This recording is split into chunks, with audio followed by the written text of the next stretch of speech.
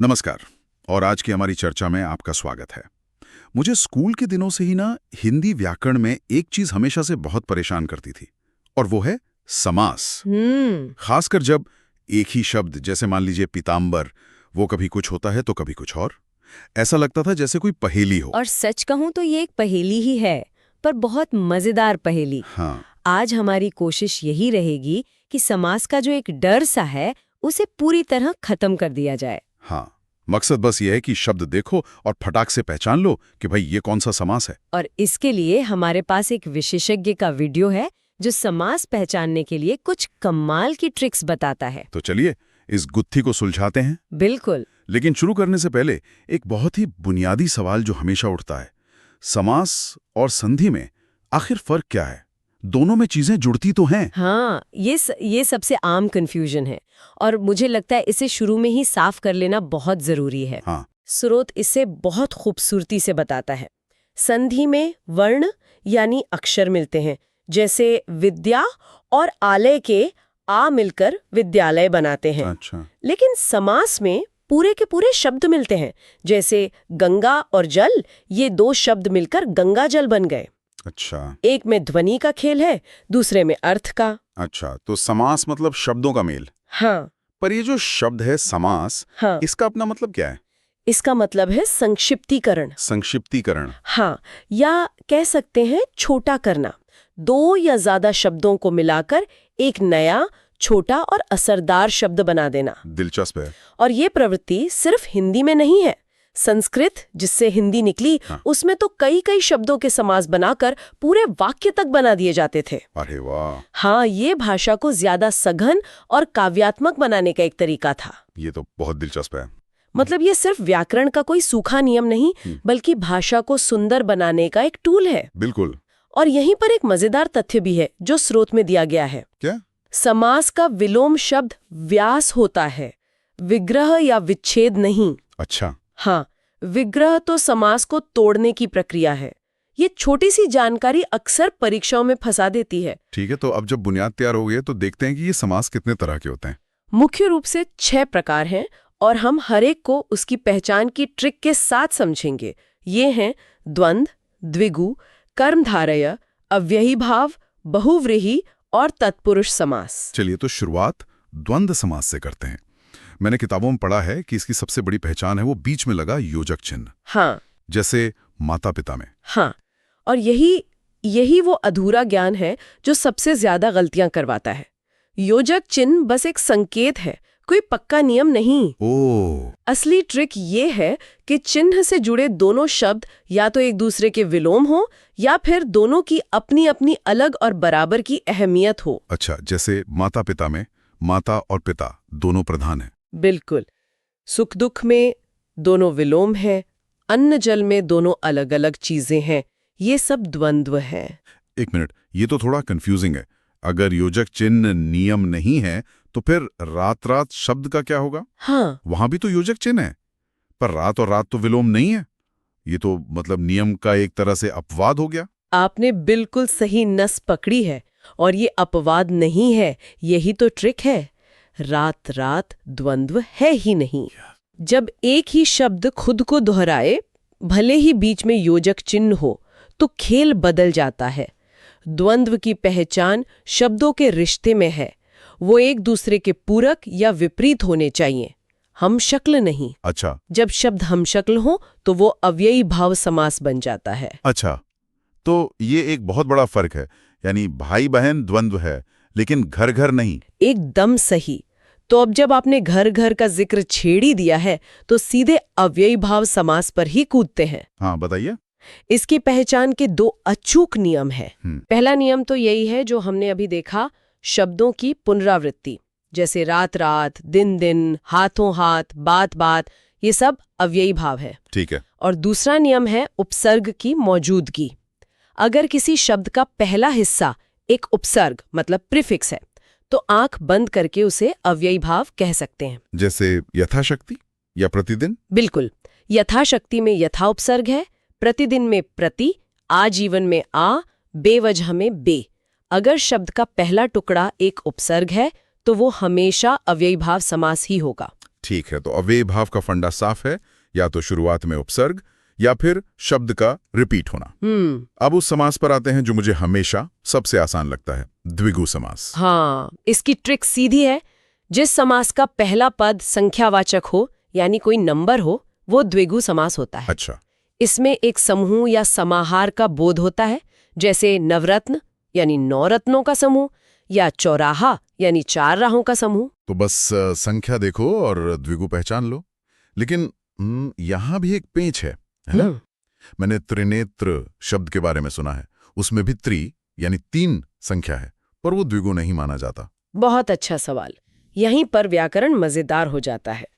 सामान्य तौर पर पहला पद संख्या है तो वो द्विगु ही है। राइट। लेकिन अगर वो संख्या वाला शब्द किसी तीसरे खास अर्थ की ओर इशारा कर रहा हो तो उसकी पहचान बदल जाती है। मतलब? त्रिनेत्र का मतलब सिर्फ 3 आंखें नहीं है, बल्कि 3 है नेत्र जिसके, अर्थात भगवान शिव। अच्छा, वीआईपी अर्थ। हाँ, जब ऐसा कोई वीआईपी अर्थ निकल आए तो वो बहुव्रीहि समास बन जाता है, जिस पर हम अभी आएंगे। समझ गया। तो संख्या के साथ साथ ये भी देखना होगा कि कहीं उसका कोई छुपा हुआ विशेष मतलब तो नहीं निकल रहा। बिल्कुल। चलिए, अब कर्मधारय पर आते हैं। इसे पहचानने का क्या तरीका है?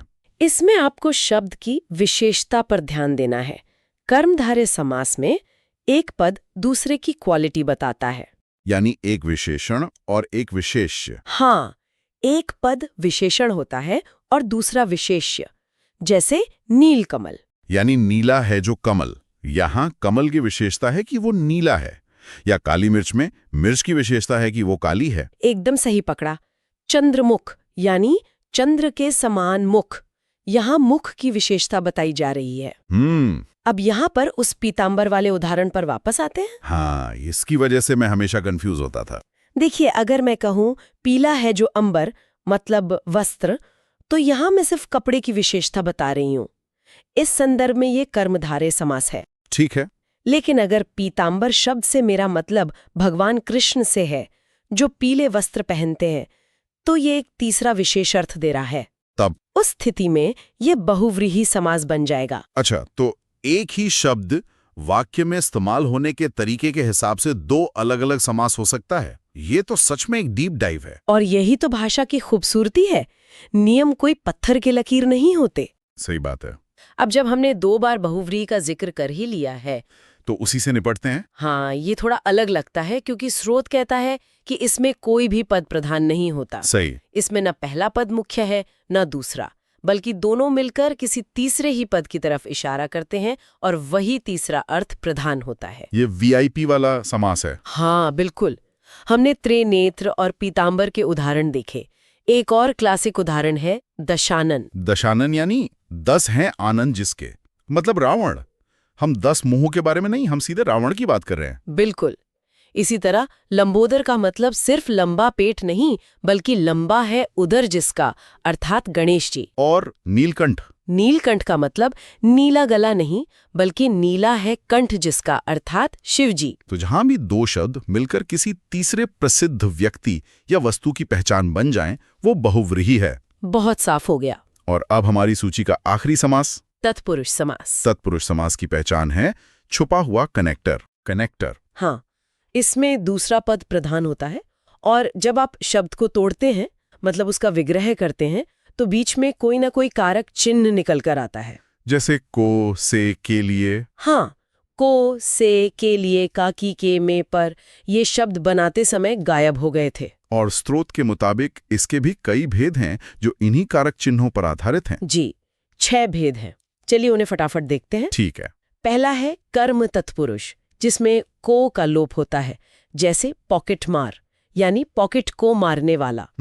दूसरा है करण तत्पुरुष, जिसमें से का लोप होता है लेकिन जुड़ने के भाव में, जैसे गुण युक्त यानी गुण से युक्त। और एक से अलग होने के लिए भी तो होता है। हाँ, वो है अपादान तत्पुरुष। इसमें भी से का लोप होता है लेकिन अलगाव के भाव में, जैसे गुणहीन यानी गुण से हीन। अच्छा, एक में गुण के साथ है, दूसरे में गुण से अलग है। बिल्कुल। फिर आता है संप्रदान तत्पुरुष, जिसमें के लिए का लोप होता है, जैसे हथकड़ी, हाथ के लिए कड़ी। हाँ, देखिए व्याकरण भी कितना नाटकीय हो सकता है। या फिर सत्याग्रह। सत्य के लिए आग्रह। ये तो बहुत स्पष्ट है। बाकी दो कौन से हैं? पांचवा है संबंध तत्पुरुष, जिसमें का, की, के का लोप होता है, जैसे राजकुमार यानी राजा का कुमार, और प्रेम सागर? प्रेम का सागर। और छठा है अधिकरण तत्पुरुष, जिसमें में या पर का लोप होता है, जैसे आत्मविश्वास यानी आत्मा पर विश्वास। और नीति निपुण मतलब नीति में निपुण? एकदम सही। तो तत्पुरुष के लिए बस शब्द को तोड़कर देखना है कि बीच में कौन सा कनेक्टर छिपा है। चलिए अब इन सभी ट्रिक्स को कुछ उदाहरणों पर परखते हैं। हाँ, एक रैपिड फायर हो जाए। बिल्कुल जरूर। पहला शब्द है यथाशक्ति। मैंने इसे तोड़ा, यथा और शक्ति। यथा एक उपसर्ग है, तो ये हमें सीधे ले जाता है अव्ययी भाव समास की ओर। बेहतरीन। अगला राधा कृष्ण। इसमें उपसर्ग नहीं है, पर वो योजक चिन्ह है, और राधा और कृष्ण दोनों अलग और प्रधान पद हैं। इसका विग्रह होगा राधा और कृष्ण, तो ये द्वंद्व समास है। एकदम सही। अब बताइए त्रिभुवन। त्रिभुवन में पहला पद त्रि है, जो एक संख्या है, 3 भवनों का समूह। इसका कोई तीसरा वीआईपी अर्थ नहीं है, इसलिए ये सीधा सीधा द्विगु समास है। बहुत अच्छे। अगला शब्द है नीलकंठ। अब यहाँ पेज है। इसका मतलब नीलाकंठ हो सकता है, लेकिन इसका ज्यादा प्रसिद्ध तीसरा अर्थ है महाकाल यानी शिव, तो ये बहुव्रीहि समास हुआ। कमाल। और आखिरी चंद्रमुखी। चंद्रमुखी यानी चंद्रमा के समान मुख वाली। यहाँ पर मुख की विशेषता बताई जा रही है, उसकी तुलना चंद्रमा से हो रही है, तो ये विशेषता बताने वाला कर्मधारय समास है। शानदार। मुझे लगता है कि अब आप नैनो सेकंड्स में इन्हें पहचान सकते हैं। हाँ, आज की चर्चा के बाद ये पहली काफी हद तक सुलझ गई है। मतलब सार यही है कि समास को पहचानने के लिए परिभाषा रटने से ज्यादा जरूरी है उसकी ट्रिक को समझना। बिल्कुल। द्वंद्व में विलोम या अलग शब्द, द्विगु में संख्या, जब तक कोई वीआईपी न हो, कर्मधारय में विशेषता, अव्यय भाव में उपसर्ग या पुनरावृत्ति, और बहुव्रीहि में कोई तीसरा विशेष अर्थ, और तत्पुरुष में छुपा हुआ कारक चिन्ह। इन ट्रिक्स के साथ समास का डर सच में खत्म हो सकता है। और ये सोचना भी कितना दिलचस्प है कि पीतांबर या नीलकंठ जैसे शब्द कैसे संदर्भ के आधार पर अपनी व्याकरणिक पहचान बदल लेते हैं। हाँ, ये हमें दिखाता है कि व्याकरण कोई सूखा निर्जीव विषय नहीं है। ये भाषा के लचीलेपन, उसकी गहराई और उसकी जीवंतता का सबसे बड़ा सबूत है। एक ही शब्द कैसे अलग अलग स्थितियों में अलग अलग अर्थ और रूप ले लेता है, यही तो भाषा का जादू है। बिल्कुल सही कहा। तो आज की इस चर्चा के बाद हम एक सवाल सोचने के लिए छोड़ जाते हैं। जब हम अपनी भाषा के शब्दों की बनावट को इतनी गहराई से समझते हैं, जैसे आज हमने समास के साथ किया, तो क्या ये सिर्फ हमारे परीक्षा के नंबर सुधारता है, या ये असल में दुनिया को देखने और उसे शब्दों में बयां करने के हमारे नजरिए को भी बदलता है?